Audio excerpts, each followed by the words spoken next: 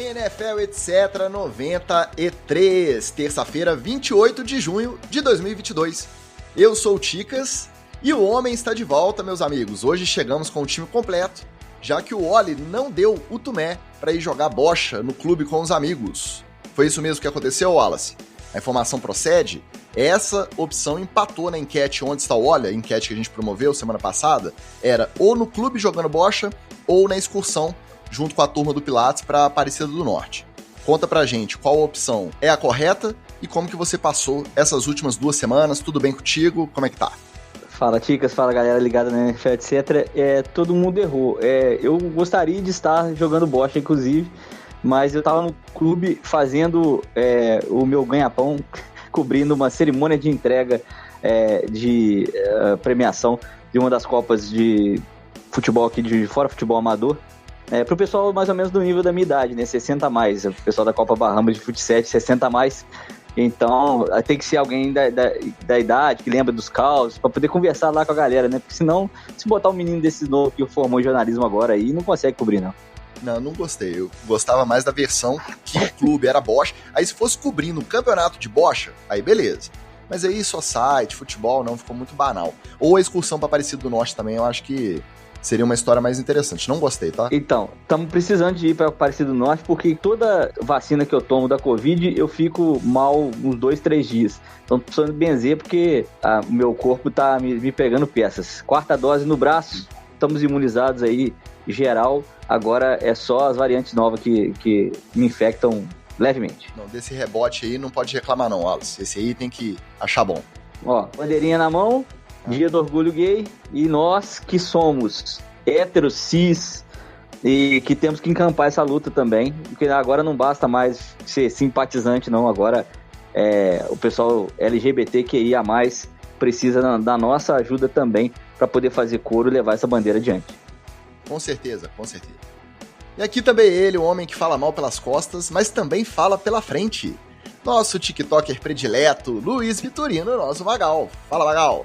Só sucesso aí nas redes dos jovens. Ao contrário do seu cunhado, diz aí, é verdade que o TikTok rejuvenesce? Fala, meus amigos da NFL, etc. Fala, galerinha jovem. Meus amigos jovens, galerinha animada. Ticas, eu não posso falar sobre o TikTok porque eu, graças a Deus, não tenho essa desgraça nem instalada no meu celular. Então, tudo que eu sei do TikTok é quando alguém joga alguma coisa do TikTok para as redes sociais de velho que eu uso, né? Tipo Twitter, essas coisas assim. Então, realmente, eu não sei te dizer. Agora, podemos usar aquela premissa básica, né? Se o jovem gosta, provavelmente está errado. Então, antes da gente ir direto ao assunto, dando aquele nosso boa noite tradicional aos nossos amigos que acompanham a nossa gravação às terças-feiras. E hoje o campeão aí, ó, porque é uma disputa acirrada, toda semana agora é isso. Quem chegou primeiro na transmissão hoje, o vencedor, é o nosso amigo Pablo Bira. Chegou em primeiro, a medalha de prata ficou com o nosso amigo Flávio Venâncio, o Marco Túlio também já tá na área. E o campeão aí dos últimos tempos, o cara que manteve o título, o cinturão, de primeiro a comentar na transmissão, ainda não chegou. O Brócolis Gostosinho tá sumido. Talvez tenhamos um novo paradigma, como diz o Flávio aqui no chat. Mas não briguem, continue essa disputa, porque a gente vai, no final da temporada, a gente vai dar um prêmio pra quem tiver... Não, a gente não vai não, mentira. Tá, continua aí só pela zoeira mesmo. Hoje teve muita notícia, Ticas, o mundo político ficou muito agitado, então todas as lives aí durante a tarde, até agora tá rolando também o da coisa, o pessoal tá meio disperso aí, porque hoje teve, inclusive, a aprovação de protocolo de CPI lá no Congresso, o bicho tá pegando. E o pessoal que gosta de NFL e acompanha a nossa live aqui, que não é tão competitiva, mas fala de um esporte que é competitivo, o pessoal chega no chat competindo, faz parte. A NFL tá quase toda de férias, mas o noticiário não para. Então, hoje a gente vai de headlines e de treta na TL. NFL, etc. O pessoal do chat fica sugerindo uns prêmios aqui que não tem a menor condição. Ô, gente, o NFL, etc. é um programa de família. Podcast de respeito, vamos lá. Como a gente já previa, a participação do Roger Goodell via Zoom, lá na audiência da House Oversight Committee, aquela comissão parlamentar americana que acompanha o caso de abuso no Washington Commanders. foi mais do mesmo em relação à investigação. Aquelas respostas protocolares de sempre, não acrescentou muita coisa não. Só que o bicho pegou mesmo entre quem? Entre os parlamentares presentes na sessão.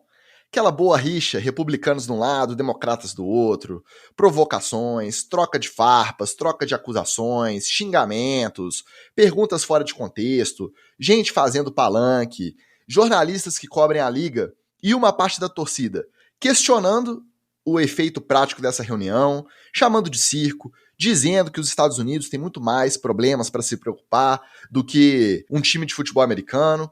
Enfim, a gente aqui no Brasil, a gente já está acostumado com esse tipo de comissão, porque a gente acompanha, como o Oli já citou aqui na abertura, as nossas famigeradas CPIs. A gente já sabe como que é esse zum, esse criboboy.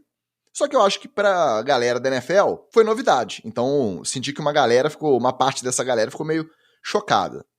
O Wallace, você acha que só muda o endereço? Ou essa comissão específica lá, americana, sobre o caso do Washington Commanders, a gente pode levar mais a sério? Não, sempre as pessoas têm dificuldade de entender isso, que comissões parlamentares, elas são naturalmente palco político.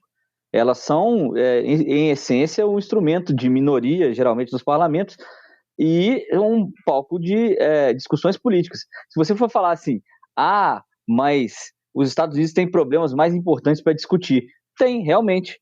Mas, se você conseguiu fazer uma CPI para poder apurar os desmandos de um time de futebol, é que isso tem uma certa relevância dentro da atual sociedade americana.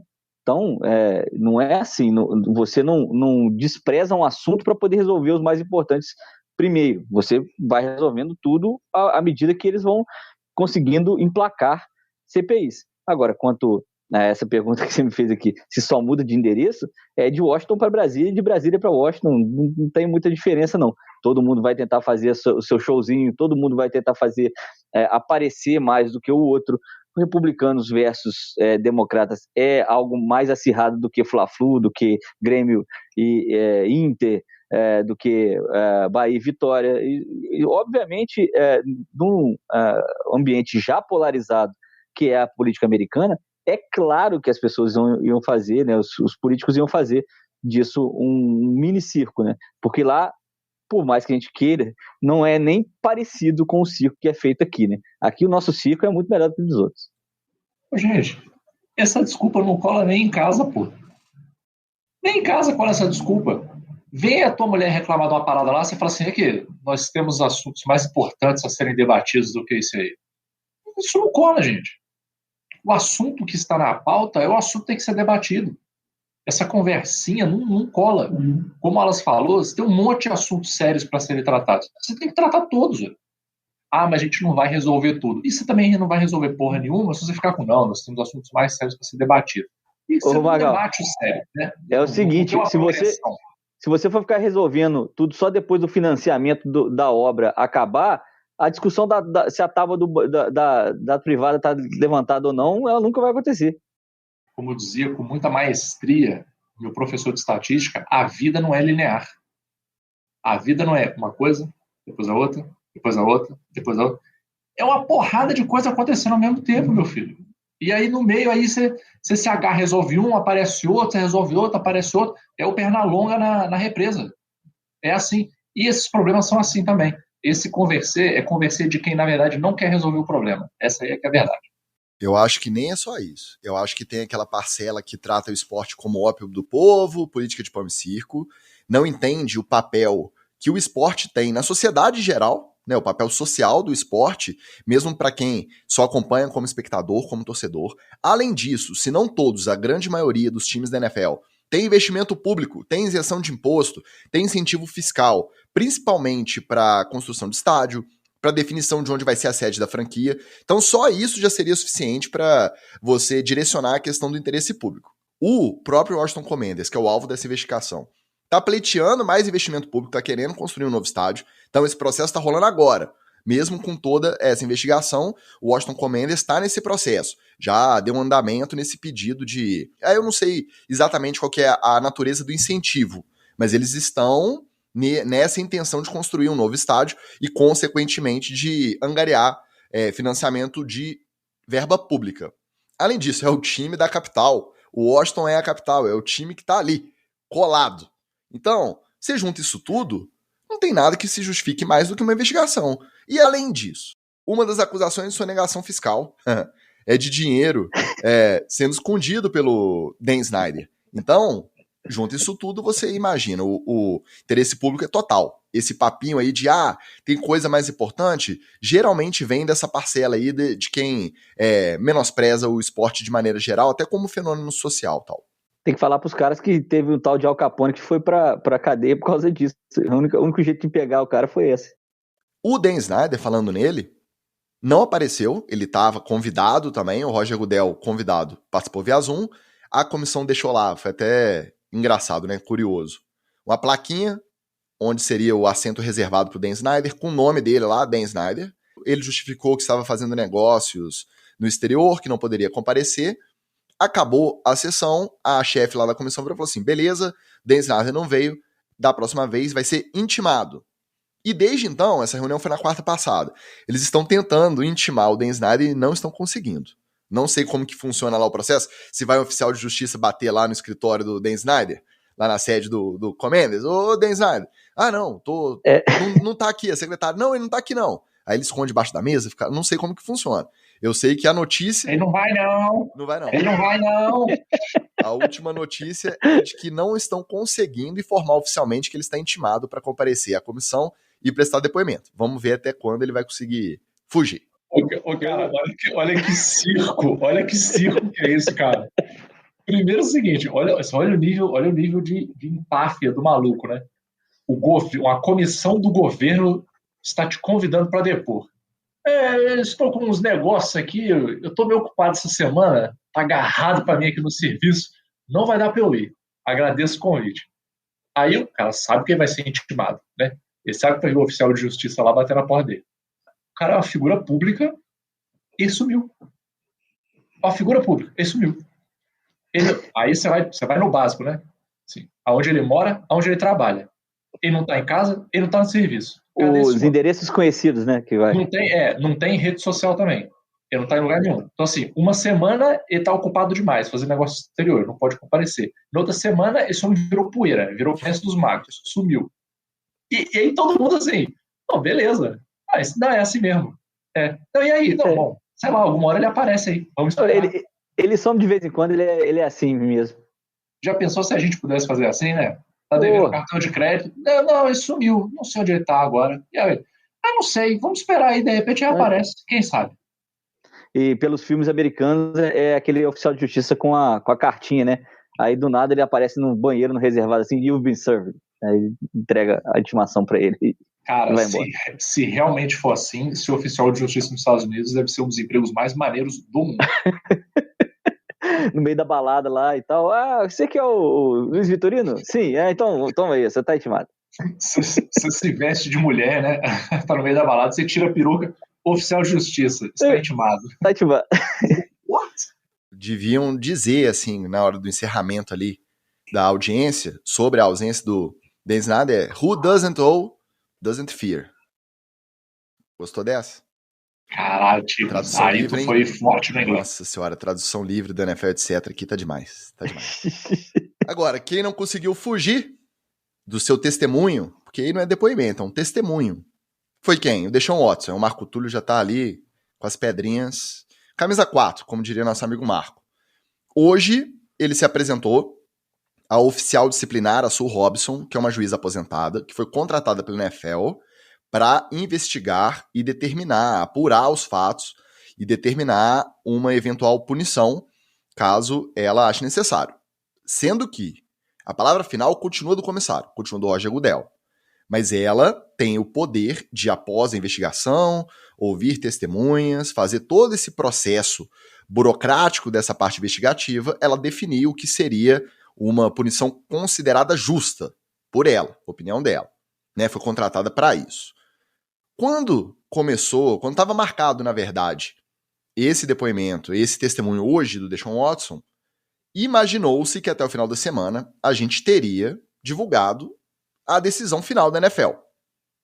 Porém, os últimos reportes agora, logo antes da gente começar a gravar, deram conta de que esse testemunho pode durar vários dias. Então pode ser que até o final de semana a gente não tenha um resultado. O final da semana, inclusive, é muito interessante para a Liga porque é véspera do tradicional feriado de 4 de julho. Então a galera fica mais desconectada. A gente falou aqui do Memorial Day, mais ou menos nesse mesmo esquema, gerou essa mesma expectativa. A galera viaja, a galera fica muito ao ar livre, tem muita programação de lazer, não fica ali frenética caçando notícia no Twitter. Então, nesse ponto, é uma data interessante para a NFL divulgar más notícias, vamos colocar nesses termos. Só que com esse lance de poder demorar vários dias o testemunho do Watson, pode ser que até o final da semana a gente não tenha um veredito, nesse caso da punição. A NFLPA, a Associação de Jogadores, disse que vai apelar, qualquer que seja a punição divulgada, ela vai apelar como se fosse um dever dela de proteção de todos os jogadores, como associação, esse coletivo de jogadores, ela vai apelar, ela vai entrar com recurso em nome do Deshaun Watson. Quando questionada, a associação disse que não vai fazer isso por conta de julgamento moral, que vai fazer isso por conta de ser uma medida protocolar de proteção a um de seus membros, já que o Deshaun Watson é um jogador da NFL, ele tem que ser resguardado por essa ação da NFLPA. E o argumento da associação é que, quando é caso de assédio de dono de time, dono de franquia, a punição não vem. Não tem nada de suspender um ano. O Dan Snyder é um exemplo que está sendo investigado há quase 2 anos. Não responde mais pelo time, não é o dono. Aí quem responde pelo time é a esposa dele, ele continua frequentando o centro de treinamento, todas as instalações. Então, passa-se um pano quando é o dono. A NFLPA acha que por isso não é justo ir em cima de um jogador. Além disso, essa semana foi protocolado o primeiro processo contra o Houston Texans, como conivente, já que, pelo modus operandi do Watson, seria impossível. Um caso que a gente já comentou aqui. Seria praticamente impossível que o time não estivesse a par dessas práticas do jogador. Focando especificamente no caso da NFLPA, até que ponto essa tecnicalidade da associação é louvável, já que, de fato, o Deshaun Watson é um de seus membros, ou até que ponto pode ser um tiro no pé, dada a repercussão do processo todo, Magal? Olha, eu vou ser bem sincero, eu acho que apelar para uma tecnicalidade dessa, nesse caso aí, já é uma estratégia safada, para dizer o mínimo. Né? Você sabe, assim, você tem tanta evidência de que tem coisa errada rolando, que você apelar para uma tecnicalidade é muito uma declaração de que você quer passar pano. É isso, assim, olha, eu quero passar o pano. Como é que eu faço para passar o pano? Eu vou procurar alguma tecnicalidade aqui que garanta que eu deveria passar o pano.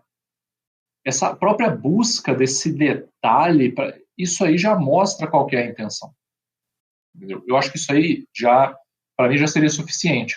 Né? Não que eu precisasse de nenhuma outra informação para saber qual é a posição da NFL em relação a isso. Né? Isso aí está claro.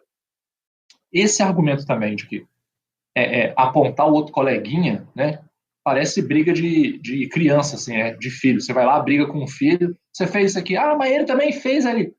Sim, meu filho, o outro ter feito não reduz o fato de que você também fez. Viu? Você fez, ele fez. Você tem que ser punido, ele tem que ser punido também. Viu? Só que são 2 processos diferentes.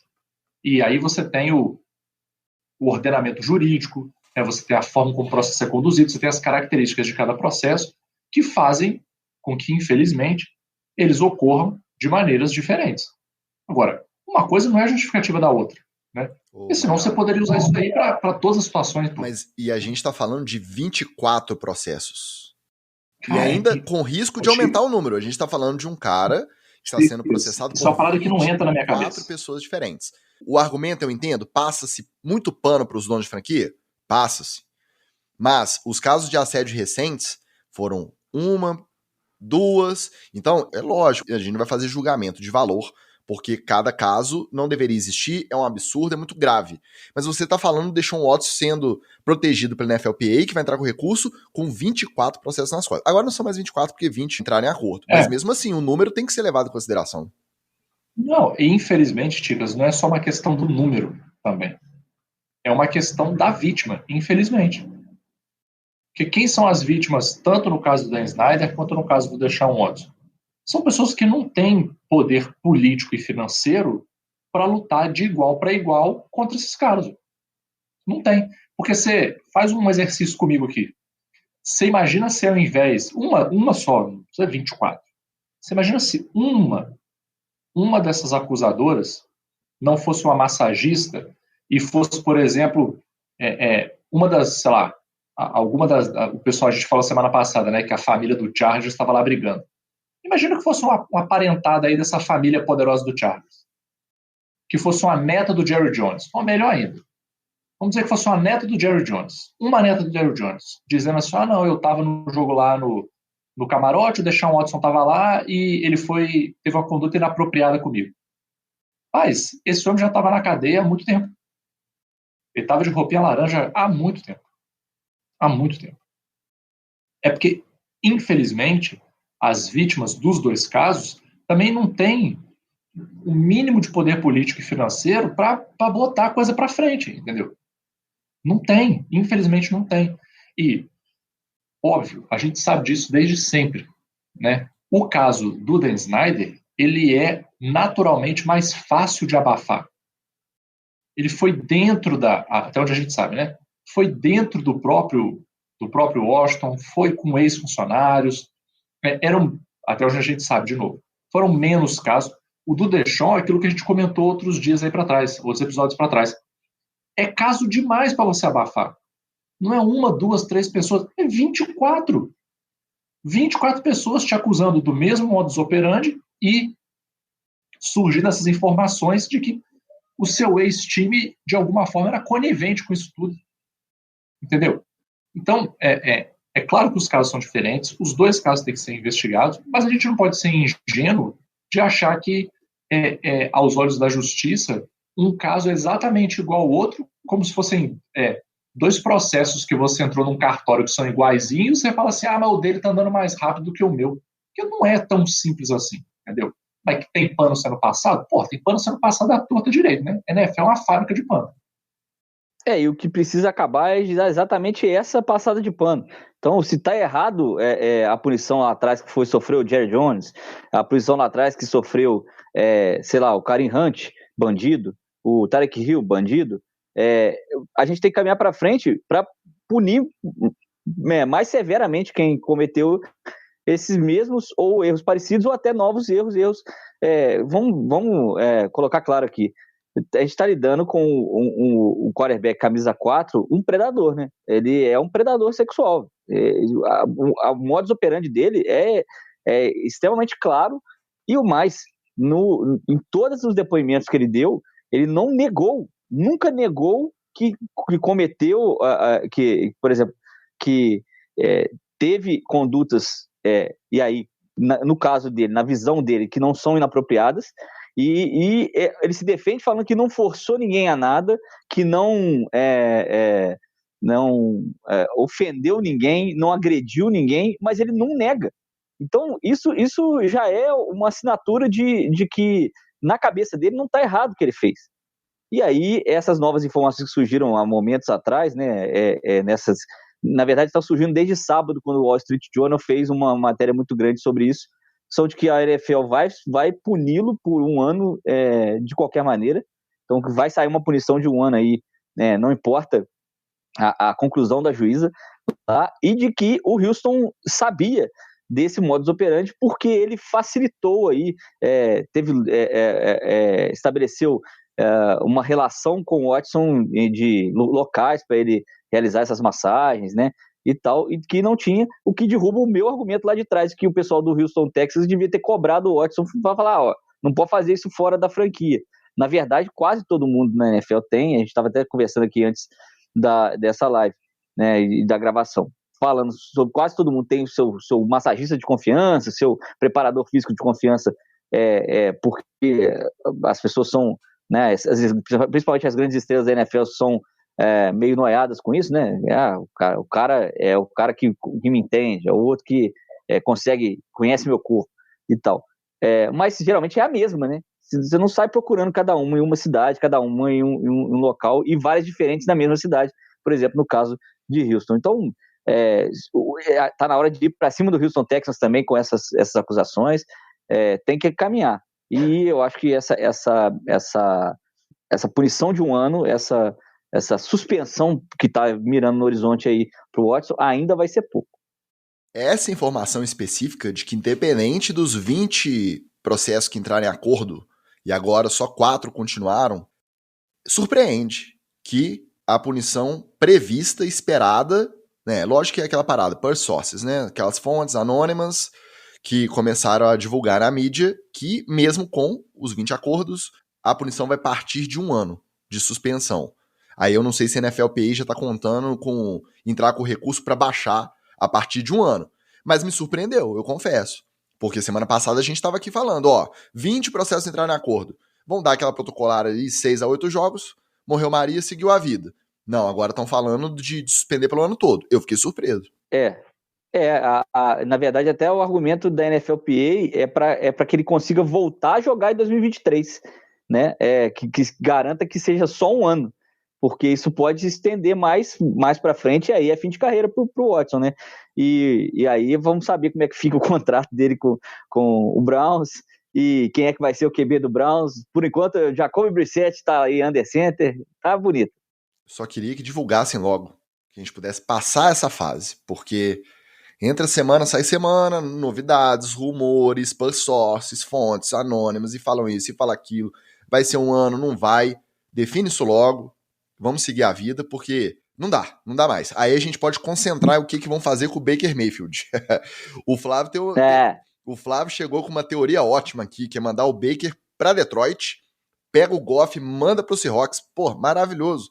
Maravilhoso. Imagina um downgrade, perder o Russell Wilson e ficar ou com o Gene Smith, ou com o Drew Lock, ou com o Jared Goff. Nossa senhora, é pra largar a franquia mesmo. Mas eu acho, Ticas, que mesmo com essa punição sendo definida aí nos próximos dias ou nos próximos lugares, né, a gente vai ter que aguentar um pouquinho mais de Deshaun Watson, porque é bem capaz dele poder participar das primeiras atividades da pré-temporada, de só quando sai aquele corte dos 53, que ele possa ser realmente impedido de frequentar as facilidades, né, os lugares do Browns. Agora, imagina a torta de climão, né? As facilidades eu gostei, hein? As facilidades foi top. Na verdade, isso tudo vai depender da natureza da punição, em como vai vir a redação da suspensão. Está suspenso de qualquer atividade relacionada ao Cleveland Browns, à NFL de maneira geral. Ele não pode participar.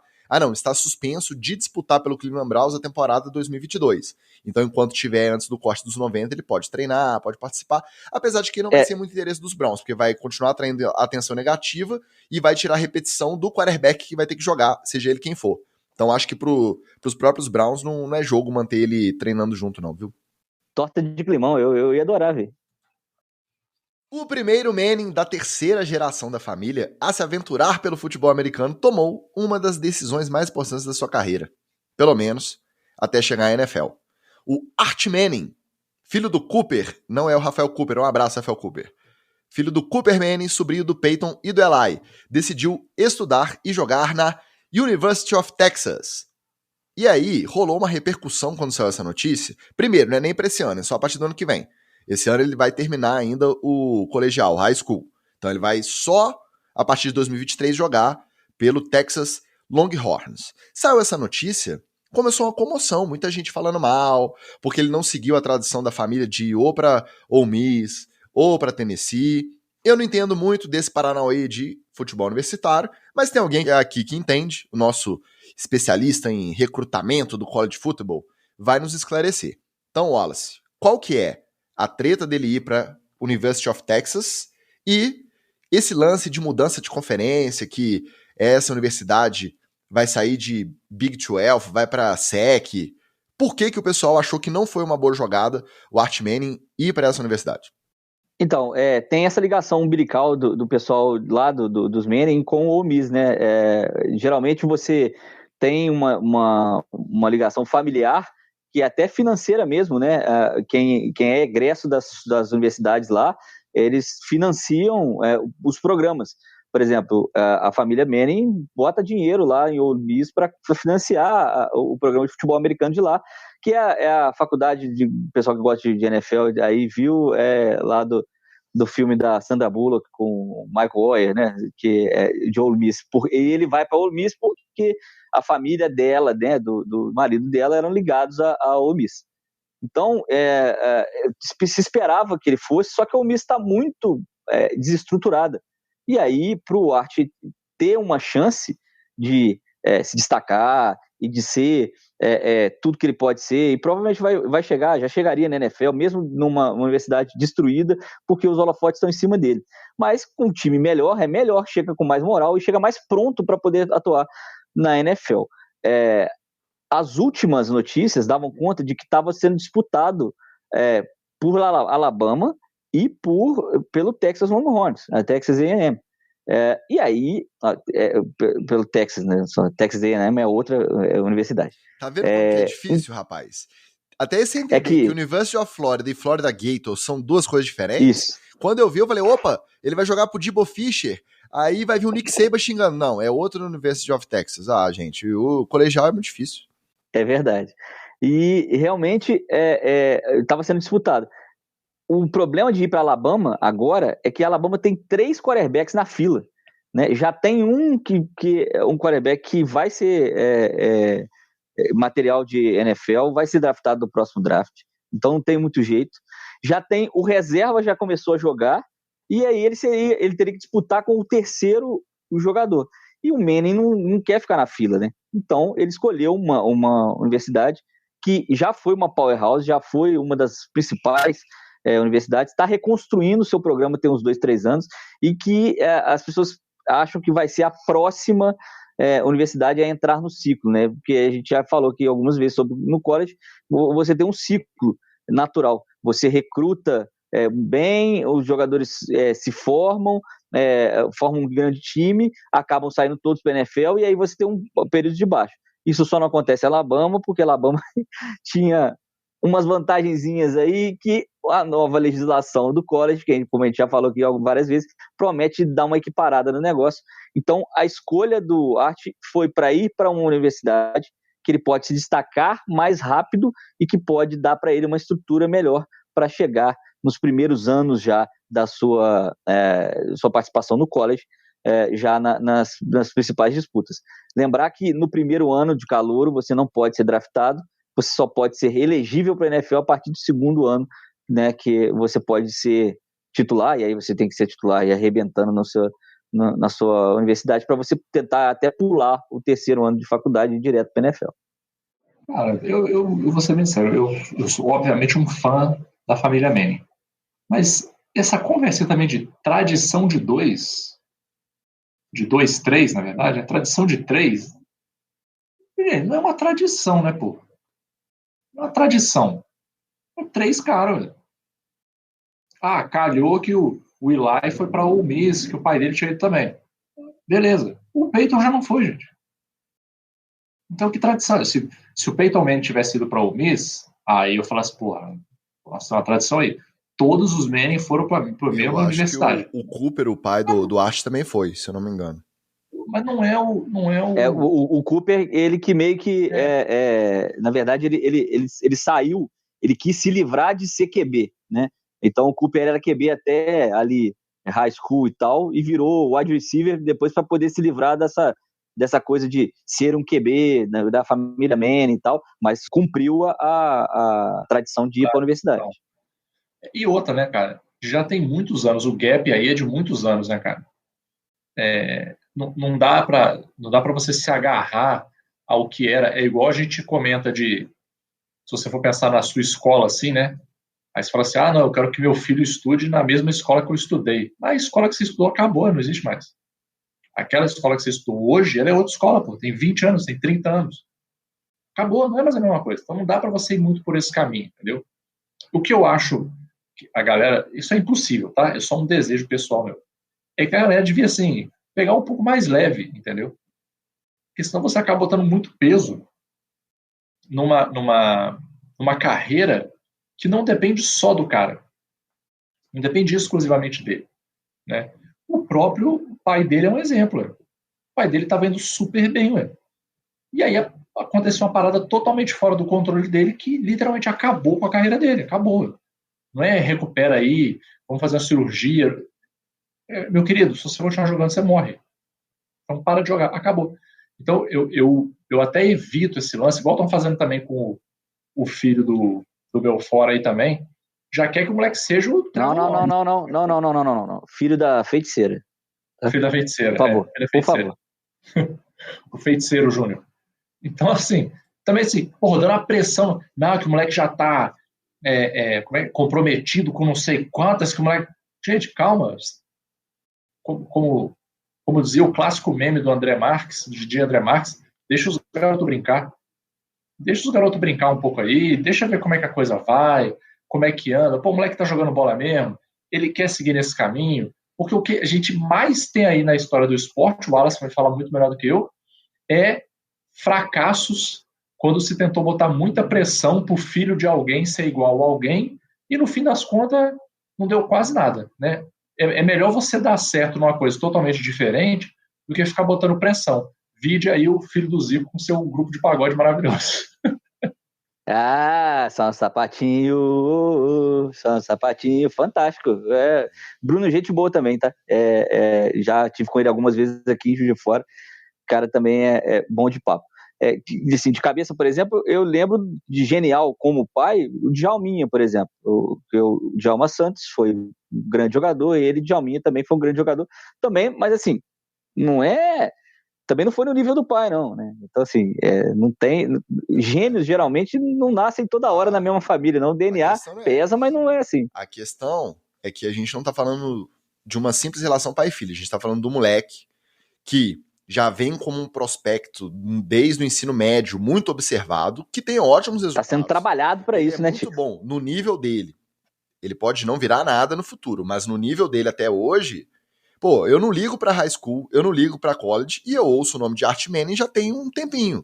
Não pelo nome em si, mas porque os resultados dele correspondem à expectativa. E não é só o pai, porque o pai mesmo, nesse caso, não é, né? O pai dele se machucou, jogando acho que de recebedor no universitário, e não foi pra NFL, teve que abandonar a carreira. Ele tem 2 tios, Hall da Fama com certeza, e ele tem um avô que também jogou na NFL. E o avô dele mesmo, quando foi pra NFL, não fez porra nenhuma. Não andou também. Brilhava no college, chegou na NFL, foi um bust total. Exatamente. Então, eu entendo que a gente tá falando de um caso de expectativa que realmente é diferenciado. A gente tá falando não só porque fizeram o documentário Book of Manning e a gente viu ele molequinho lançando bola no quintal com os tios. Não só por causa disso, mas porque ele tem correspondido até esse nível que ele tá. E ele tá na porta de dar um passo, que é esse passo que a gente tá discutindo aqui, que é ir para essa universidade e, como o Wallace falou, com chance de chegar já jogando, já titular, e ver se vai ou não manter a expectativa com o nome. Então, acho que esse caso ele é mais específico, sim, nesse sentido. E justamente essa escolha dele, que muita gente criticou, as críticas que eu vi não foram por conta, necessariamente, dele não ter seguido a tradição da família de ir para o Ole Miss ou que fosse para Tennessee igual o Peyton. As críticas que eu vi foi mais nesse sentido de, acho que é o segundo ano do head coach lá dos Longhorns, um trabalho começando e uma mudança de rumo, e ele vai entrar nessa mudança de rumo. Ele podia ter ido para a chamada Powerhouse, vai para uma grandona aí, fica o primeiro ou o segundo ano sem jogar, vai jogar um ano arrebentando de mandar bem, jogando junto de um time que vem junto, que vai ser muito bom, e vai para a NFL depois. No terceiro ano, beleza. É justamente isso que a maioria da galera criticou, que eu vi muito jornalista elogiando. Que, apesar do nome, da pressão do desempenho dele até agora, parece que não teve aquela faca no pescoço, nem do pai, nem dos tios, nem do vô de virar e falar assim, não, você não pode ir para Texas, você vai ter que ir ou para Ole Miss, que é a nossa alma mater, ou você vai ter que ir para Alabama da vida, mesmo que você vá comer banco, porque a sua chance para a NFL vai ser melhor. Então, parece que ele nem tinha rede social até esse anúncio. O primeiro anúncio da conta dele nova no Twitter foi: vou para a Universidade de Texas. Então, tudo isso dá essa impressão de que, apesar de toda a expectativa, do peso do nome nas costas, a gestão está sendo bem feita. Então, e isso demonstra também uma coragem nessa tomada de decisão, porque ele não vai para o lugar que eles estão legalmente ligados com o Eli e com o avô, né, e com o pai, inclusive. Também não vai para uma grande universidade, mas vai para uma universidade que está indo para uma conferência, a SEC, que é pesada, são jogos pesados, defesas pesadas. Por exemplo, ele podia ter, sei lá, forçado a barra para ir para Clemson da vida. Mas a ACC, que é essa conferência de Clemson, ela é conhecida por defesa mais soft, ele não prepararia ele tão bem para a chegada na NFL. Não, ele vai para uma universidade que está indo para a SEC. Então, assim, está migrando para poder pegar os melhores, para pegar a galera que dá porrada, a galera que drafta gente para defesa, talentos para defesa, né? Alabama. Então, assim, gente que vai prepará-lo para isso. Então, admiro a coragem dessa decisão dele. Obviamente, não é só dele a decisão de carreira, mas já demonstra personalidade nesse tipo de escolha. Uma grande característica que um QB da NFL tem que ter. E o Davi Belfort é da mesma idade a partir do ano que vem ou ele é mais novo? Davi tem um ano a menos, né? Mas eu acho que a partir do ano que vem ele já está elegível já. Entendi. Já pode fazer esse pulo. Agora, o Davi Belfort é uma outra incógnita, né? Porque os QBs do estilo, ele é um QB um pouquinho mais móvel, né? É um cara que corre mais com a bola e tal. Desse estilo, eles costumam fazer uma transição mais acidentada para o college. Então, a gente tem que esperar. Mas vamos torcer para o Feiticeiro aí ser o primeiro QB brasileiro da NFL. Vai ser lindo ver as manchetes aí do filho da feiticeira, o The Sorcerer, sei lá, chegando na NFL e tocando aquela musiquinha Ela Arbia.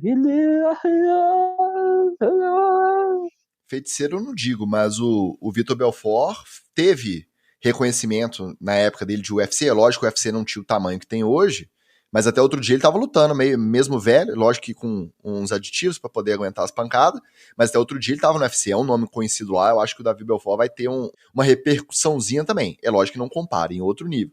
Mas eu torço para esses moleques todos darem certo. Quanto mais história assim pra gente, melhor. Torço por eles todos, quero todo mundo na NFL brigando aí lado a lado. E chega de Jared Goff. Mas Feiticeiro é melhor. Entendeu? Chega de Case Keenum, Jared Goff, Kirk Cousins. Eu quero essa molecada aí. Pode trazer a molecada. Bom, a última quarta-feira foi um dos dias mais tristes da história do meu time, do Baltimore Ravens.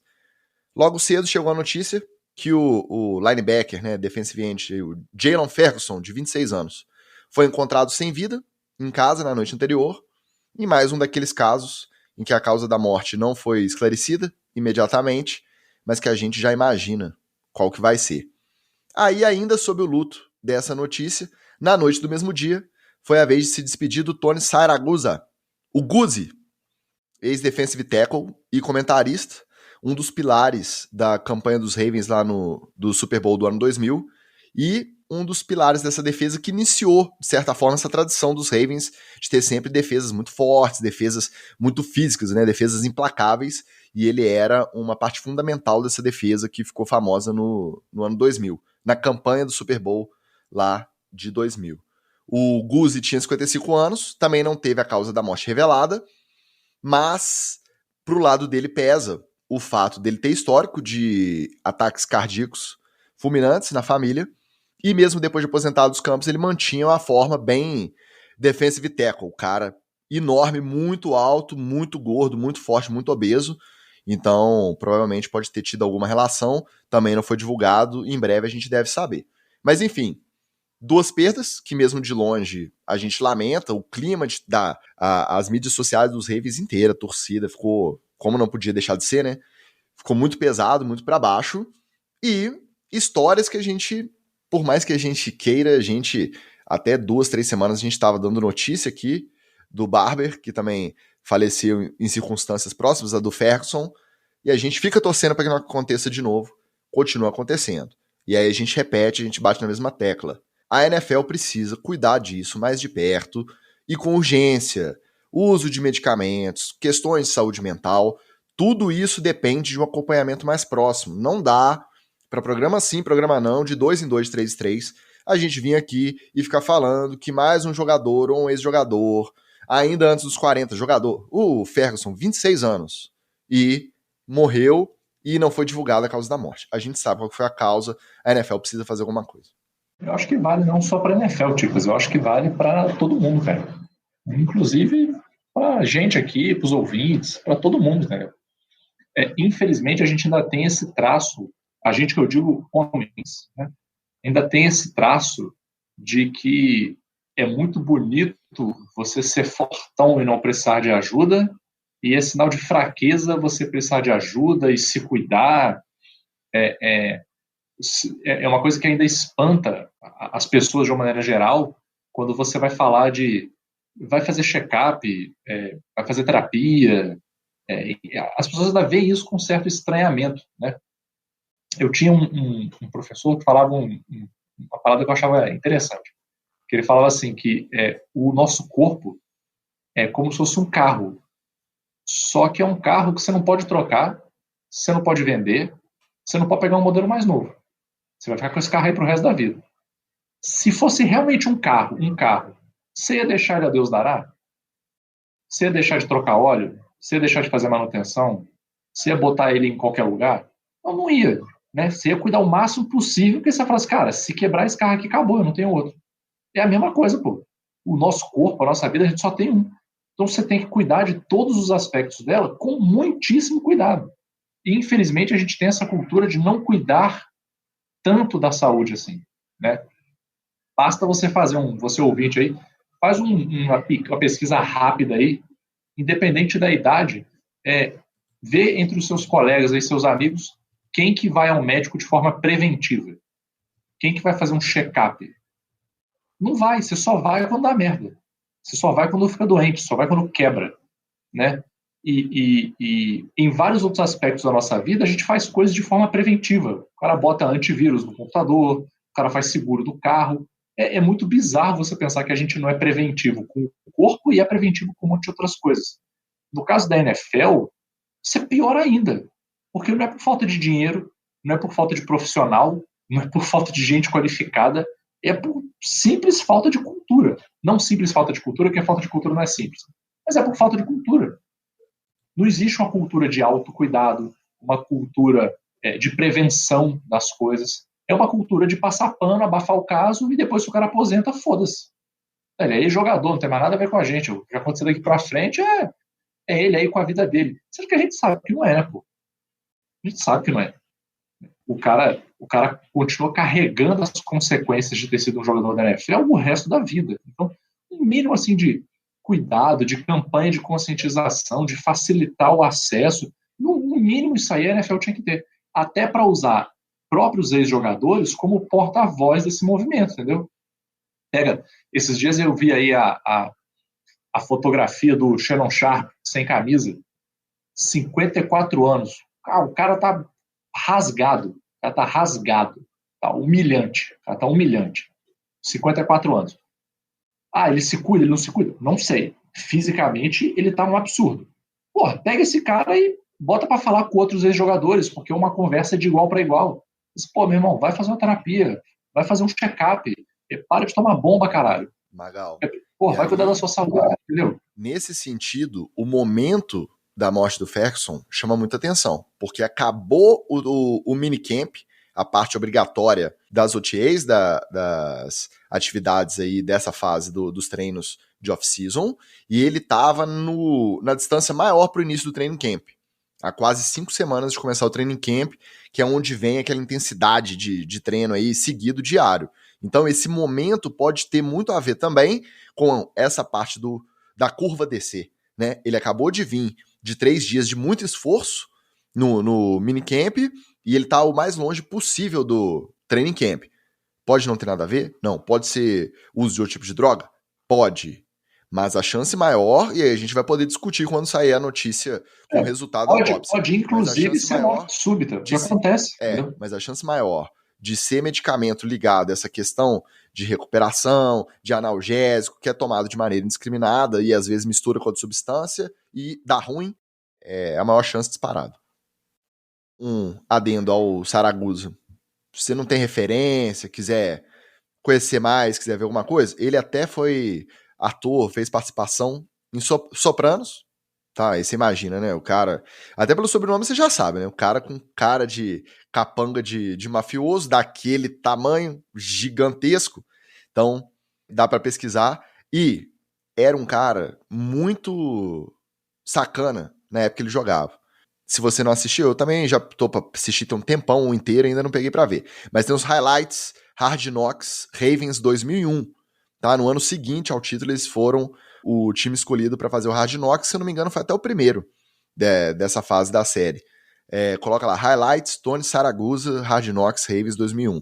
Que aí você vai ver o que esse cara aprontava. Você acha que hoje tem bullying com os coleguinhas de time, meu amigo? Isso não é nada. Mas era um cara que era muito querido e que gerou muita comoção também. Antes de jogar nos Ravens, ele jogou nos Colts também. Então o Jersey fez um texto, né, em homenagem a ele, assim que soube da notícia. Era um cara que parecia muito querido por onde ele passou na NFL. Agora, para fechar o Headlines num clima mais para cima, tem novidade de contrato a essa altura do campeonato, quer dizer, do não campeonato, das férias. O Terry McLaurin chegou a um acordo para continuar no Commanders e assinou pela bagatela de... eu tenho até que confirmar, mas eu acho que foram 3 anos, 23 milhões e 300 mil dólares por ano. É isso mesmo? Depois vocês confirmem aí. E me digam, tá de bom tamanho? O DK Metcalf já esfregou as mãozinhas, esperando a vez dele agora? Como é que vai ser? Estamos vivendo aí a valorização dos wide receivers, né? Como eu falo, são ciclos, né?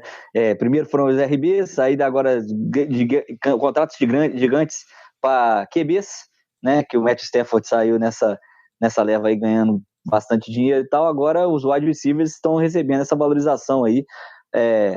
Agora, o McLaurin não merece não, né, gente? Meu Deus, o Washington já tá enrolado com esse negócio aí, não vai dar nada a temporada dos caras, os caras vão pagar essa baba de dinheiro pro cara.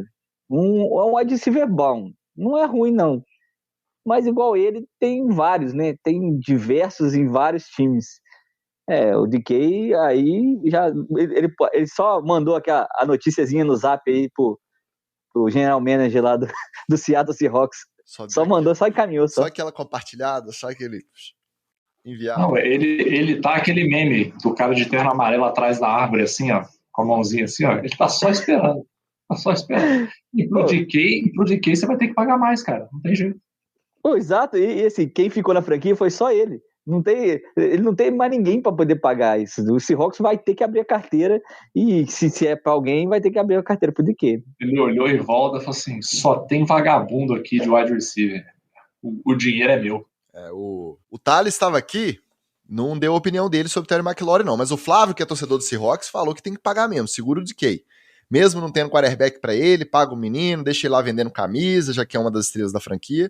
E eu confirmei aqui mesmo. Aí variam as fontes, né? Mas tá entre 70 e 71 milhões a extensão do Terry McLaurin para 3 anos. Então dá essa média aí de 23,3 ou 23,6 milhões de dólares por temporada. Num time que vai de Carson Wentz de QB esse ano e ano que vem só Deus sabe. Aliás, ano que vem é capaz de ter mudado de dono, de não ter mais estádio para jogar. A vida no Washington Commanders não é fácil. Tanto que o Thales de Matos até foi embora, então, não ficou aqui para comentar. Ô, Thales, volta aí, porque você vai ter que pagar um botijão de gás lá pro pessoal de Washington para poder conseguir terminar a temporada por aí, porque, pelo amor de Deus, tá tudo caro, inclusive Terry McLaurin, que fase do torcedor de Washington. E ó, Ticas, pegando um gancho no nosso Drops essa semana, com essa grana aí, se o Terry McLaurin quiser, ele compra o América Mineiro ou o Sport. Vamos fazer um investimento aí, ó. Não vamos entrar nessa treta, não. Vamos direto pro treta. Imagina, já imaginou isso?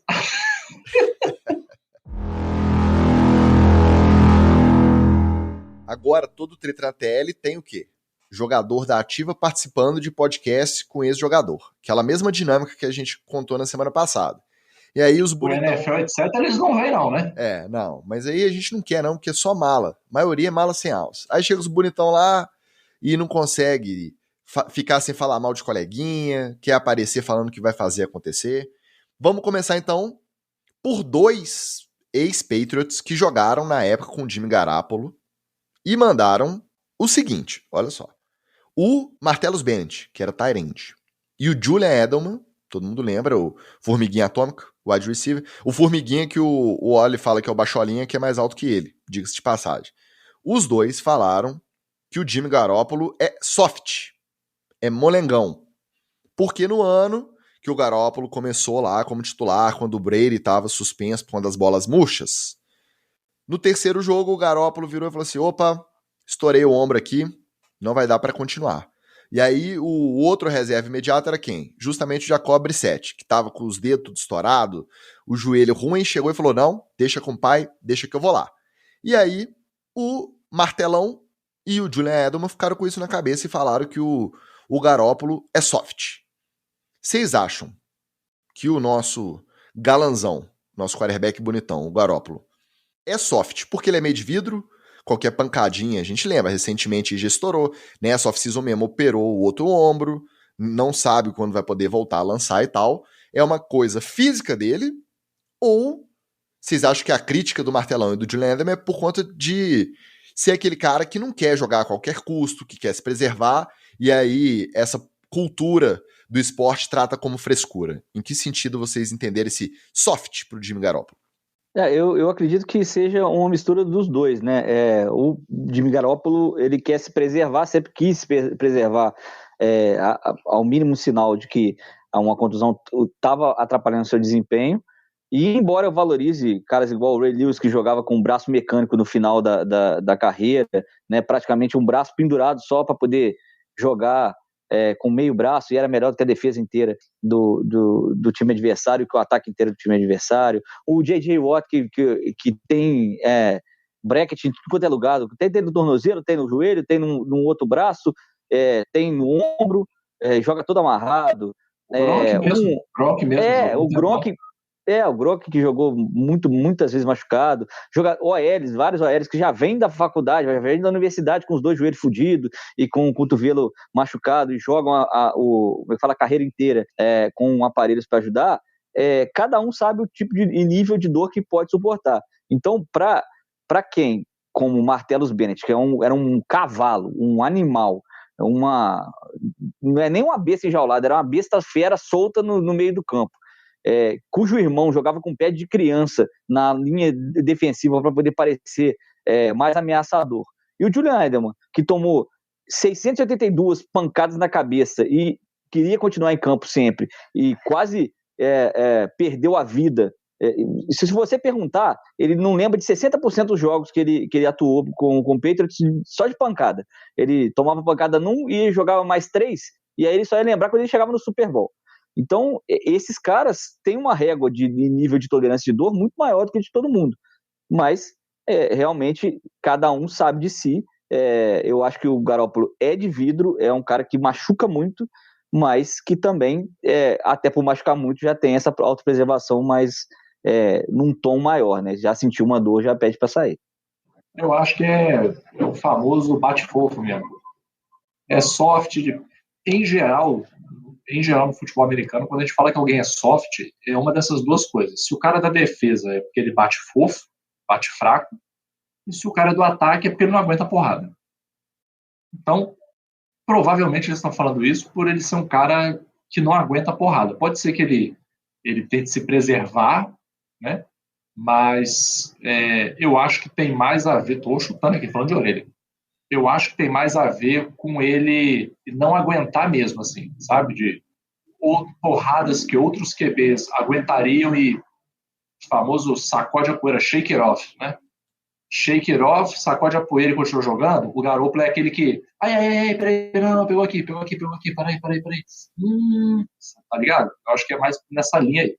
De qualquer jeito, faz cair na minha avaliação a moral e o respeito do Garoppolo. Não, na minha não cai, não. Inclusive, pode ser soft, mas é bonito, né, o danado. Precisar... Bonito ele é, eu não falei que ele é feio. Não, se machucar aí, precisar de um cuidado, de repente, eu até me ofereço, porque esse aí merece, tá? Esse merece. Agora, a gente tá essa off-season inteira falando de como a relação do Baker Mayfield com os Browns degringolou durante essa temporada. E o Baker foi a temporada inteira dando uma de durão, sem querer ceder o lugar, sem querer se preservar, e deu no que deu, porque jogou machucado, estourou o ombro, estourou tudo. que tinha direito. Então, eu não acho que o Garoppolo tá errado de tentar se preservar. Ainda mais quando ele tava nos Patriots, sabendo que ele era banco, que ele seria banco para sempre. Porque o Brady até então não tinha nem menção, nem, nossa, a menor ideia de que ele ia sair e quando ele iria sair dos Patriots. Até então todo mundo achava que ele ia aposentar lá. Ele ia se estourar aí, correr risco de não conseguir assinar um contrato com outro time quando a oportunidade surgisse. Eu acho que ele tá errado. É lógico, eu acho que a frequência de lesão dele ela é maior do que outros caras. Outros caras parecem mais robustos. Outros caras que até jogam no mesmo estilo, que não são de se arriscar muito, são mais pocket passer e tal. Parece que o Garoppolo dá a ideia de ser mais frágil. Juntando isso tudo, não acho que ele esteja errado de se preservar, não. Acho que ele tá certo. Eu cuidava dele também, sem machucar. Já é mais uma rodada das declarações aí, já é outra sessão que tem se repetido aqui no Treta, né? Os jogadores novatos na liga que se acham, os caras que estão prometendo mundos e fundos aí. Essa semana teve mais. Semana passada a gente lembrou que o Chase Claypool falou que ele é top 3 wide receiver, que ele ia receber para 1.300 jardas e 10 touchdowns. Essa semana o Micah Parsons disse, em entrevista à CBS Sports, que o seu foco esse ano é bater o recorde de 23 sacks numa mesma temporada, que ele espera, se não conseguir bater, ter no mínimo 15. O Kayvon Thibodeau, esse artista, hein, Magal? Esse artista, escolha 5 do Giants no último draft, foi pelo mesmo caminho. Diz que ele espera uma média de pelo menos um sack por jogo, em entrevista à NFL Network. Também para a NFL Network, o Justin Jefferson, recebedor dos Vikings, disse que ainda quer conquistar muita coisa, quer bater muitos recordes, mas que no final das contas o que ele quer mesmo é ser Hall da Fama. Esses meninos estão no caminho certo, Magal? O que você acha? Eu acho que sim, porque, como diz a canção, sonhar não custa nada. O sonho, assim como o choro, é livre. Você pode sonhar o que você quiser. Para todos esses aí, eu tenho críticas. Para o Thibodeau, tá certo, tá dentro do padrão. Um seczinho por jogo, tranquilo. Tranquilo. Para ele ali, o moleque é brabo. Ele eu acho que vai. Micah Parsons, você vê que jogou para 23, aí eu já acho puxado. Agora, não dá para ir na loucura do Chase Claypool da semana passada, né? Que aí estourou todos os limiares da racionalidade humana. Mas isso aí eu acho que sonhar, pode falar. É o famoso, Ticas, o cara vai falar que vai tentar fazer. Aí quando ele não fizer, ele vai dar alguma justificativa e beleza, ninguém vai cobrar ele por isso, entendeu? Agora, é porque eles não podem, né? Senão é suspenso. Eu queria ver o cara casar um dinheirinho. Né? Vou casar um dinheirinho aqui, ó. Vou fazer 15 sacks essa temporada. Vou fazer 23 sacks essa temporada. Vou correr para 6.800 jardas essa temporada. Então, casa um dinheirinho. Vai lá. Pode até fazer um esquema assim, ó, eu vou casar o dinheiro, o que eu ganhar vai para caridade. Mas eu vou casar o dinheiro aqui só para dar um temperinho. Aí, pô, aí eu apoiava. Mas a NFL não apoia, né? Porque se apostar é um ano. Então, o Micah Parsons me parece um jogador dominante na posição, mas numa defesa que não é lá essas coisas também. Então, ele tem que ver com quem que ele está jogando ali do lado para poder ajudar ele. Se o TJ Watt falar isso, eu confio. Eu acho que é um cara capaz de fazer isso, porque ele joga uma defesa dominante que preocupa dos dois lados, e ele é o cara que é a estrela dessa defesa. Então, a pessoa ela tem que ver como é que a unidade dela está funcionando. O Jefferson e o Claypool, eles têm o mesmo problema, né? Eles não têm um QB para poder lançar para eles. Então, assim, a gente confia no menino Trubisky, a gente acha que ele vai dar muita pauta aqui no NFL, etc. Ele vai dançar várias vezes aqui nesse programa, e obviamente vai ser o programa que mais vai falar, o podcast que mais vai falar sobre Trubisky nessa temporada. Mas a gente não confia nele dentro de campo para que ele gere essas pautas. Aliás, a gente quer que ele gere essas pautas de outra maneira. Então, o Claypool tem esse problema, e o Jefferson, né, para quem que vai... vai desaposentar o Favre para poder lançar para ele lá em Minnesota, porque eles não têm QB. Então, eles não podem prometer nada, porque eles estão literalmente indo, contando com a atuação de outra pessoa para poder prometer essas não sei quantas jardas e recepções que eles pretendem fazer. O Thibodeau aí eu concordo com o Magal, eu acho que ele tem que estar com essa mentalidade mesmo, e está chegando na liga agora, mas tem que perceber que se também não fizer um saque por jogo, também está tranquilo. Ele está chegando agora na liga. Ele não precisa se colocar essa pressão, mas já que falou, agora vai ter que fazer. Exatamente. São 3 casos completamente diferentes. O Justin Jefferson tá indo pro 3º ano dele na liga. Beleza. Ele tá falando que ele quer ser Hall da Fama. Isso é um negócio que vai acontecer. O Kirk Cousins já vai ter aposentado e ele ainda vai estar jogando na liga, recebendo de outro quarterback. Beleza. Que vai ser a maior chance dele ir pro Hall da Fama, né? Exatamente. E tipo assim, ainda tem bastante tempo pra frente pra ele acabar de constituir essa carreira. É um plano a longo prazo.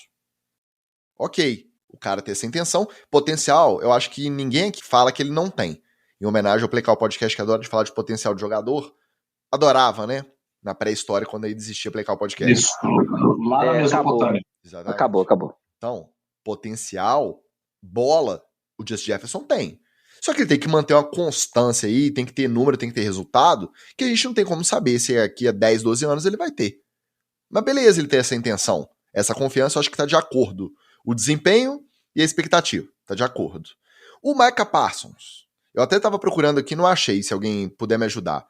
Quantos sacks ele teve no ano passado? Porque ele foi o calouro defensivo do ano e ele foi ao Pro. O cara jogou muito, o cara não teve problema de adaptação, chegou a jogar de outside linebacker, na verdade que é a posição de origem dele, né? Alinhou de defensive end, o cara comeu a bola no primeiro ano.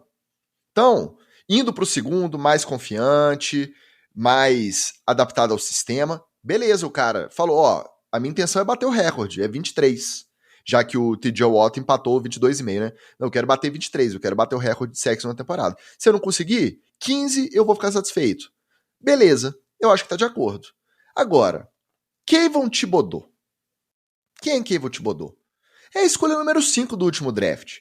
Mas o Giants atrai... O Giants é para-raio de maluco, não tem jeito. Atrai esse tipo de cara. O cara nunca disputou um snap na NFL.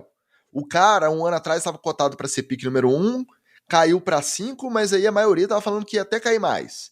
O cara que criou a sua própria criptomoeda. O cara tem a própria criptomoeda, era o que eu ia falar agora. Como é que você duvida de um homem desse, Tigres? É pirâmide. Ele é o faraó dos bitcoins da NFL. Como é que você vai confiar num cara A moeda dele chama Dream, chama sonho. Porra. Aí o cara me fala que é um sec por partida. Sabe nem se vai fazer o roster final, meu amigo. 53, não sabe se vai estar lá. Um sec por partida. Aí é falador, né? Aí, você vai virar contador, né? No final do corte, né? Aí só pode ser jogador dos Giants mesmo, cara, pra falar um absurdo desse sem ter alinhado um snap na NFL. Eu vou fazer um sec. Pode queimar minha língua? Pode. Vai queimar? Acho muito difícil. Você vai prefere queimar. aqui vai no NFL queimar. O tempo é o senhor da razão. Difícil, muito difícil. Notícia do Around the NFL, o podcast oficial da liga. Kenny Pickett, primeiro quarterback escolhido na posição 20 pelo Pittsburgh Steelers no draft de 2022. Não teve nem uma repetição, nem uma jogadinha com o primeiro time de Pittsburgh nos treinos voluntários e no minicamp. E aí... Não terá. Já começou a se especular o motivo. Será que estão preservando para fazer uma adaptação aí mais lenta, para ele ir se adaptando, legal, se precisar ele tá disponível? Será que não gostaram do que viram e falaram, ó, não vamos dar repetição de primeiro time para ele não, porque esse moleque vai ter muito arroz com feijão para comer ainda para pegar primeiro time? Ou será que ele não é páreo pro nosso querido e glorioso Mitchell Trubisky? Aí o Mike Tomlin olhou e falou assim, ó, não vou colocar o Kenny Pickett pro primeiro time e o Trubisky pro segundo, deixa o Trubisky aí. O Trubisky vai ser titular na semana 1. Então, a gente sabe que é do coração a torcida e que é uma realidade, mas agora, falando sério, o Pickett, eu já falei aqui quando a gente falou dos prospectos, ele é um quarterback comum, normal, assim, é um bom quarterback, sim, é um cara que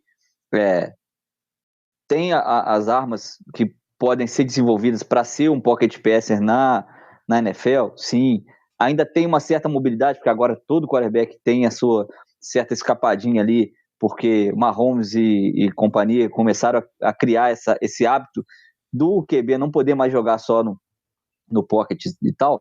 Tem, mas o Pickett é um quarterback de características comuns.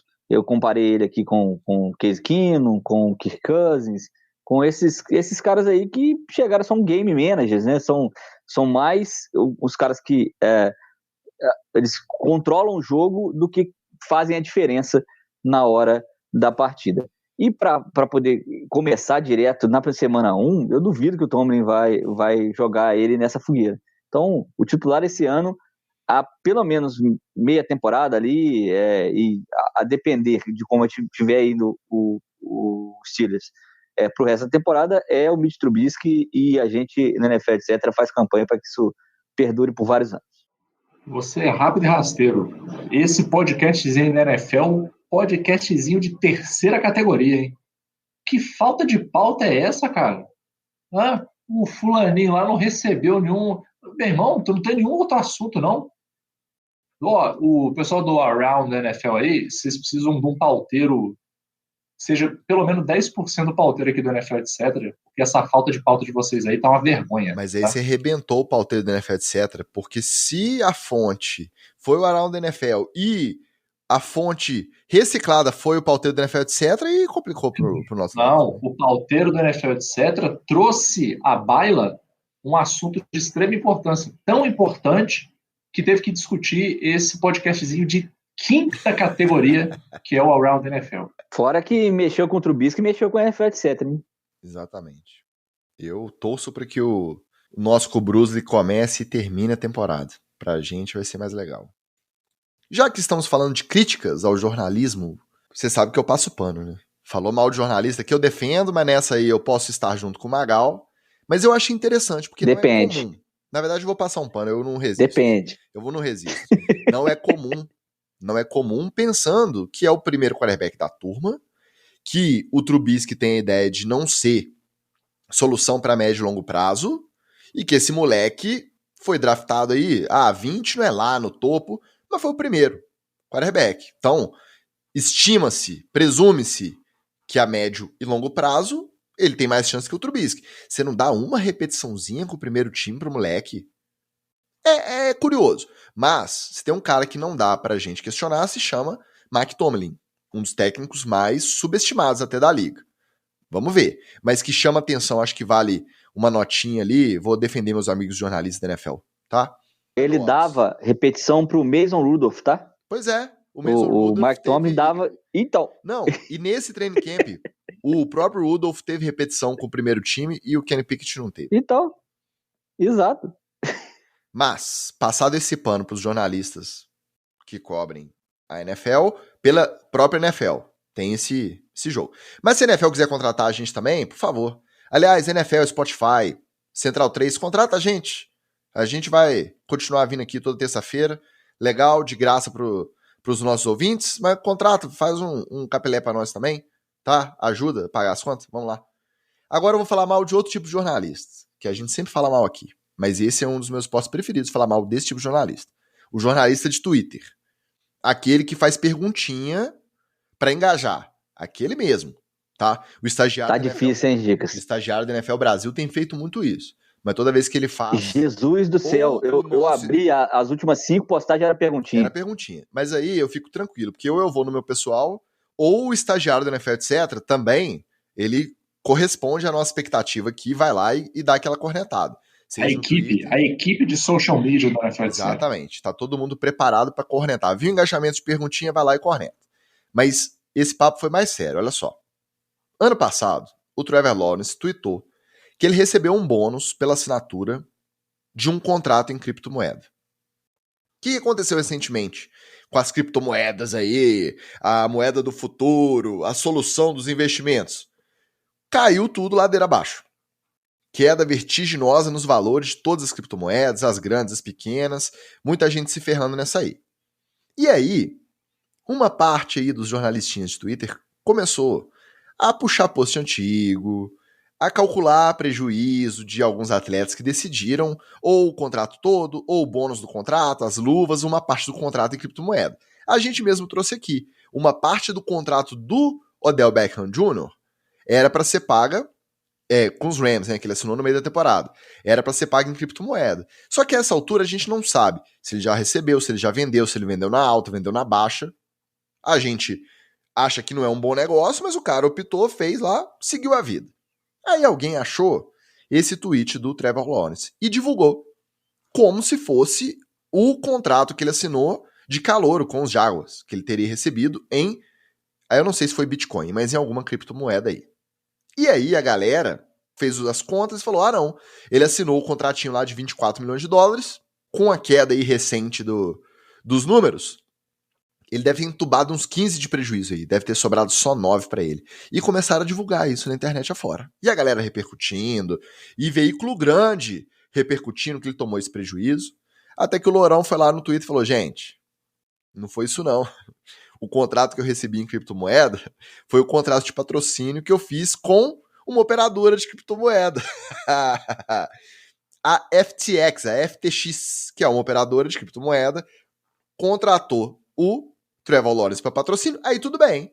Nada mais natural que esse contrato seja pago, esse valor de patrocínio seja pago em cripto. Desfeito o mal entendido.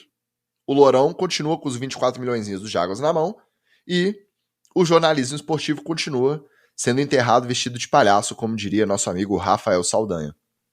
Isso aí, Ticas, é a famosa, olha que agora eu vou me meter aqui no jornalismo mais uma vez, é a famosa falta de apuração. A sua ideia foi até boa, meu querido jornalista. Sua ideia foi boa. Porra, será que o Trevor Lawrence não perdeu dinheiro aí na criptomoeda? Porra, isso aí é o hunch, né? É a intuição. Né? Porra, isso aí é uma parada que vale a pena investigar.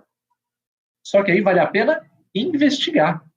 Apurar, correr atrás da informação, checar, rechecar, para daí você poder falar. Ó, tem gente que fala até que deve pré-checar o Magal, mas isso é outra coisa. Mas se você checar esse tempo todo, você não vai ser o primeiro a twittar. Se você não for o primeiro a twittar, como que você vai engajar seus seguidores? Esse é que é o problema, tio. Esse é que é o problema. Como já diz a minha mãe, apressado come cru. Então, você não pode se apressar. Tem que, aí melhor. Eu não vou trazer agora. Você vê que o cara não faz o serviço direito, né? Mas eu que não sou pago, faço esse serviço. Essa FTX aí tem como parte dos donos simplesmente quem? O mais recente vendedor de cueca do mundo esportivo, senhor Thomas Brady, e a sua digníssima esposa, senhorita Gisele Bündchen, que inclusive, não sei se ainda é, no ano passado era conselheira da FTX.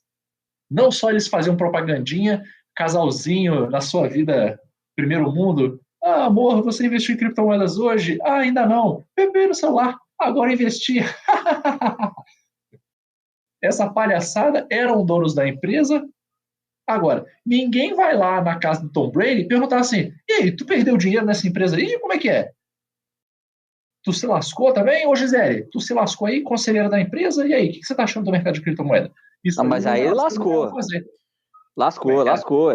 Se toda, a Bitcoin, que era a mais segura, perdeu 68% do valor nos últimos dias, nas últimas semanas. Era a mais segura. Teve uma criptomoeda que perdeu 98% do valor. Se você Seria muito mais maneiro, jornalisticamente falando, saiu uma reportagem falando como é que o Brady e a Gisele entraram nesse negócio, estão vendo esse cenário, do que especular sem saber se o coitado do Trevor Lawrence, depois de passar um ano amargando derrota lá em Jacksonville, ainda tem que vir jornalista bater na porta dele para falar que ele perdeu dinheiro, pô. Pelo amor de Deus, gente, um pouquinho de humanidade também, né? Um jornalista sério fez o levantamento que o último post do Tom Brady divulgando, aí eu não sei se foi FTX ou se foi alguma outra carteira, se foi outra criptomoeda, sei lá, não entendo desse paranauês. Mas o último post dele foi 3 dias antes do crash. Aí caiu, tá lá só postando vídeo cueca, encontrando torcedor com placa, fazendo graça. Simplesmente parece que não existiu Bitcoin e outras criptomoedas no perfil dele. Parece que foi um sonho de uma noite de verão, uma pantomima. Mas é aquilo, né? Ele tem dinheiro para poder perder, né? Eles fizeram mais um investimento aí e deve ter perdido o troco de pão. Sei lá, uma cervejinha que deixou de tomar no final de semana, paga isso tudo aí. Mas isso foi sério. Todo mundo perdeu muito dinheiro semana passada. E essa semana é o NFT, hein? Se você tem NFT, você fez algum NFT de alguma coisa aí, ó, pode dar adeus pro seu dinheiro. Se você não vendeu, acabou. Nunca mais você vai recuperar o prejuízo dessa semana. Ô, Magal, eu queria saber de você quantos esquemas de pirâmide nós vamos escutar aqui, subir e descer, enquanto a gente ainda está vivo. No Brasil, inúmeros. Porque o brasileiro ainda não entendeu o seguinte, cara. Não existe almoço grátis. Não existe um esquema secreto que faça você ganhar mais dinheiro do que os outros. Porque se existisse gente do naipe do Tom Brady, da Gisele Bündchen, que fala de milhões, já estaria fazendo isso, cara. Você acha que se tivesse uma parada... Meu irmão, isso aqui tu gasta R$1, tu vai ganhar 400 mil. Você acha que existisse uma parada dessa? O cara que tem 400 mil pra torrar, não estaria botando dinheiro nisso? Você acha que você, que é um trouxa, assalariado, proletário, que não pode ficar 3 meses sem receber um salário que se lasca todo, você acha que só você que tá sabendo disso? Que ninguém no mundo mais tá sabendo disso? Porra, é querer ser muito otário, cara. É igual eu via na época que estava começando esse negócio de Bitcoin, lá em Brasília tem a feirinha dos importados, né? Que vende ali computador, celular, capinha de celular, inclusive, bem maneiro de lá. Tinha umas lojas de informática lá que vendiam computador para minerar Bitcoin. Eu falei assim, ó, a gente vende o computador, já está prontinho aqui para você minerar Bitcoin. Amigo, se valesse a pena, você acha que o cara ia vender o computador para você? Ou ele ia minerar para ele? Para ele minerar para ele. Se ele tá te vendendo é porque não vale a pena, meu filho. E aí, os espertos, comprei um computador aqui para minerar Bitcoin, tô deixando rodando lá no quarto, lá no quartinho de empregado o dia inteiro, vou ficar rico. Cara, eu não sei se eu acho graça, eu tenho pena da pessoa pensar assim. Gente, parem de cair nessa conversinha de empreendedorismo, de ficar rico, de negócio financeiro, de te ensina a pagar financiamento em 2 anos. Eu vi esses dias agora, tá procurando uma parada de carro, ganhe dinheiro vendendo o carro, mesmo sem ter um carro no início. Cara, olha o nível. Você vai vender o quê? O NFT de um carro? Eu vou vender uma foto de um Corcel. Com certeza vai ser alguma parada assim de... Não, tu compra um carro financiado, vende ele antes da primeira parcela vencer, aí tu pega esse dinheiro... Irmão, gente, não existe, tá? O que você tem que fazer é trabalhar, não gastar mais do que o que você ganha, e se você puder, porque o Brasil não está permitindo, se você puder não gastar tudo que você ganha e sobrar ali R$2 para você guardar, aí você guarda. É isso. A situação hoje do Brasil é essa, tá? Essa é a situação. Você não vai ficar ganhando dinheiro com NFT, com Bitcoin, com porra nenhuma. Tá? Quem vai ganhar dinheiro é o esperto que está te enganando. E o Tom Brady vai perder, e a Gisele também. Ele recupera em cueca depois. É verdade. Depois dessa crítica social foda e maravilhosa do nosso querido Magal, acho que a gente pode se despedir, mandando aquele abraço para todo mundo que participou no chat, e um abraço especial pro Flávio, que deu um feedback muito bacana pra gente durante a semana. O Pablo Bira também foi o primeiro a chegar hoje, tá sempre comentando os episódios com a gente. Thales de Matos, que voltou pela 2ª semana consecutiva, Thales, hein? Tava sumido e agora voltou à frequência. Tô preocupado que o Brócolis Gostosinho não apareceu. Marco Túlio tava aí cedo. Essa força faz muito sentido pra gente, a gente agradece demais e a gente vai continuar junto. E vocês, recados, jabás, aproveitem. Isso, gente, um beijo pra todo mundo que participou aí, ó. Continuamos na luta, tamo junto com vocês. E levanta sua voz por quem não pode, porque a gente que tem um pouquinho mais de espaço, a gente tem que encampar essas lutas todas. Fala, tá certíssimo, anoto, assino embaixo tudo que ele disse e vou deixar aqui a minha diquinha da semana de coisas para assistir, seriado na Netflix chamado Jogo Comprado, que fala só sobre casos de crimes envolvendo esporte. Infelizmente não tem de futebol americano, é porque não acontece no futebol americano, né? Senão teria. Mas tem caso lá de aposta em jogo de basquete, treta Rússia e Estados Unidos em patinação no gelo. Cara, é uma sériezinha bem maneira, tá? Quem quiser aí eu recomendo. Em homenagem ao Vitinho, que acabou de postar no chat que ele tá sempre aqui, mas sempre calado, torcedor do Pittsburgh Steelers, vou deixar um jabazinho também. Semana passada a gente falou da entrevista do Garrett Wilson, que ele entendeu que ele ia ter que pagar o rookie dinner ali pros veteranos, ia morrer no prejuízo ali. E aí eu fui ver o podcast que ele participou, e o outro episódio, da semana passada ainda, foi com o Mike Tomlin. E aí eu vou repetir o que eu falei aqui no início. Um dos caras mais legais da liga, um dos caras mais legais, ele dá pouca entrevista, é verdade. Então ele foi nesse podcast do The Pivot. Tem também nos agregadores, tem corte no YouTube. Pra você que não ouve inglês, você consegue ver o corte no YouTube com legenda. The Pivot, podcast, Mike Tomlin, muita história boa, é um cara muito consciente do papel dele na liga, do papel dele como mentor da galera que tá chegando na NFL, tem um papo muito bom com o veterano também, um cara extremamente respeitado e que aqui a gente ouve falar muito pouco. Então, não sou muito de fazer jabá, mas essa aí vale a pena. The Pivot com Mike Tomlin. No mais, a gente se vê na terça-feira que vem ou a qualquer momento no seu agregador de podcast favorito. Aí, Tigres, esquece. O Wallace aqui também maluco, pô. Esqueceu a parada essencial, pô. O jabazinho essencial. Sábado agora tem jogo do JF Imperadores contra o Galo Futebol Americano. É verdade. Esqueceu de falar, vai ter transmissão, vai ser tranquilamente, de longe, o jogo mais difícil do JF Imperadores. É por isso que ele não quis Mas falar. a gente não tá aqui pra encarar facilidade não, meu querido. A gente vai entrar em campo... Só Deus sabe como é que vai ser esse jogo. Assistam, porque vai ser loucura total, insanidade. 4 horas da tarde no YouTube da Federação Mineira de Futebol Americano ou do Band Esportes. Procura lá, tem os links. Então... Insanidade. Vai ser loucura. Insanidade total. Vai ser insanidade. Tá dado o recado, meus amigos. Uma boa sorte pra vocês. Semana que vem a gente volta. Um abraço e valeu! Valeu!